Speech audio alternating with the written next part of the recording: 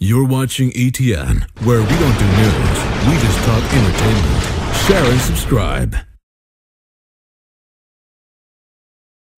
Hey guys, welcome to Entertainment Talk Nation. This is Rob, and this video, we're going to continue the march to Avengers Age of Ultron, and this week we're going to talk a little bit about Quicksilver. And Quicksilver will be played by Aaron Taylor Johnson in the movie, and he is the twin brother of Wanda Maximoff, aka the Scarlet Witch, who we talked about last week, and obviously the son of Magneto. He also has a half-sibling named Polaris, and, you know, he debuted at the same time as Wanda, X-Men number 4 in 1964, and, you know, his journey has been very interesting. He was created by Stan Lee and Jack Kirby, and he's been in, what, 30, 40 years worth of Marvel content. And it's interesting when you think about him in the movie, because I don't think his story will be, you know, and that depends where they go. I don't think his story is going to be as forefront as maybe his sister and the Vision, simply because some of his largest moments in Marvel history have been on the side of the X-Men, and not necessarily being with the X-Men, but the mutant portion of things, where when he was with the Avengers, he bounced around a lot. I mean, he's been with a lot of different factions. He's been with the Inhumans, X-Factor, obviously the Avengers, and, you know, he's had a lot of troubling moments. I mean, Quicksilver has been through a lot of his own crap. You know, he was married, and he got, married to Crystal. Crystal had an affair with him. He had a kid named Luna who lost respect for him because he did so many bad things, to the point that when he tried to redeem himself, he even lied, saying that all the things he did in the past were not really him. And, you know, he's had fights with Cyclops. He's fought the West Coast Avengers. I mean, he's had disagreements and skirmishes with members of the Avengers. And at one point, even wanted to lead. He felt he needed to be the leader. Very cocky, very arrogant. And one of the things that Jack Kirby mentioned when he talks about Quicksilver is that, imagine being in an office, walking behind somebody who's just going really slow, like somebody's delivering mail to the office, but you have to follow them in their path to get to where you need, and they're just not moving fast enough for you. And inside your head, you're like, come on, hurry up. And he says, well, imagine Quicksilver, that's how he has to deal with the world. And when you put it in that perspective, I can only imagine the frustration Quicksilver goes through.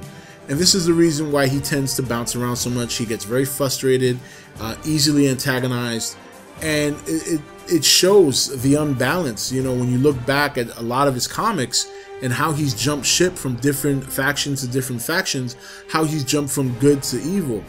Probably the most significant event in Quicksilver's history during the Marvel Comics, and unfortunately probably an event we'll never see, was the House of M. And you've heard me talk about House of M before in some of the other videos, and he was the one that orchestrated the whole thing. He was the one that, set everything in motion, with Magneto ruling and everyone being satisfied with where they are in life, as a way for them to forget even trying to oppose Magneto. And it was such a bold and selfish move that even Magneto was pissed at him, to the point that he killed him. And, you know, and that was short-lived, of course. And then he suffered from the effects of his sister's hex spell, where she shut down 90 or 98% of the mutant population's powers, and he was one of those mutants that got shut down. And for him to get his powers back, he went to his Inhuman faction and used their crystals and their powers, put them in his body, and it gave him his power back, but it also gave him almost like a time warp effect. But the bad thing was it had side effects, and it also was something he wasn't supposed to do. He was not supposed to touch these items because they belong to the Inhuman race, which he was not a part of. He was a part of the team, but not the race. And he just made a lot of bad decisions in the Marvel books. And then finally, you know, when he finally decided he was just going to be a hero, he went forward and he tried to do right. A lot of people didn't trust him. Like I said earlier, he lied about some of the things he did, saying that it wasn't really him, it was somebody else portraying to be him. Everybody knew he was full of shit. you know, and Henry Pym, you know, for the sake of thinking that he has an, you know, he should be giving an opportunity to redeem himself, being Quicksilver, but even though he knew it was a lie, he chose to believe him. And you know, it's a very interesting character, obviously very, very conflicted, and it'll be interesting to see if we see some of that play out in the movie, you know, or if they're just going to take a different twist with him, because again, much like Scarlet Witch, he's been on both sides, but like I said, one of his major contributions to the comics was the House of M series, which heavily involved the X-Men, and that's something we're just not going to see in the Avengers. We're not going to see anything X-Men related, so it'll be interesting to see just how watered down a version of Quicksilver we're going to get, and you know, we'll see if Aaron Johnson pulls it off. But you know, Quicksilver, very interesting character, is a hero at the end of all things, but he's been a villain numerous times, unlike his sister. They both started off as villains, but Quicksilver bounced back and forth a lot, and it's a very, very interesting story about a young man with his powers and just not knowing what to do with himself at times. And it'll be interesting. It'll be interesting to see him on the silver screen and how he acts out with the Avengers. I definitely think they're going to keep that cocky attitude, that I should be leader attitude, and I think that's what's going to lead to a bit of a skirmish on screen with him and the Avengers as well, just like in the comics. And that would do a lot of justice and a lot of honor to what happens in the comics. But much of what makes this character, unfortunately, we may not see too much of, because a lot of it, the X-Men has a big influence on that. So, but anyway, guys, so that's it.